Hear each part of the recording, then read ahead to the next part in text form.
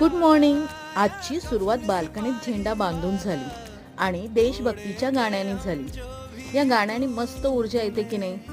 झेंड्याचा batch छातीवर लावताना एक अभिमानाची फिलिंग तुम्हाला पण जाणवत असेल ना. 15 ऑगस्ट हा स्वातंत्र्य दिन Liechtenstein, Bahrain, South Korea, Republic of काँगो आणि नॉर्थ कोरिया या देशातही सेलिब्रेट केला जातो. या स्वातंत्र्य दिनाच्या झेंडा वंदनाला ध्वजारोहण असं म्हटलं जातं. फोटोशूट करून वर्षानुवर्ष चालत आलेला समोसा आणि जिलेबी हा नाश्ता एन्जॉय केला. ऑफिसला जाताना हे भारी दृश्य पाहिलं. ऑफिसमध्ये नाश्ता आणि केक एन्जॉय केला आणि आमच्या हॉस्पिटलचे बेबीज आज छोटे पाहुणे म्हणून आले होते. घरी आल्यावर एकाला भजी आणि दुसऱ्याला फोडणीचा भात हवा होता. कारण म्हणजे आजचा मेनू जेवणात होता आळूचं फतफतं. जेवण एन्जॉय केलं हे भांडणं पाहून. बाय.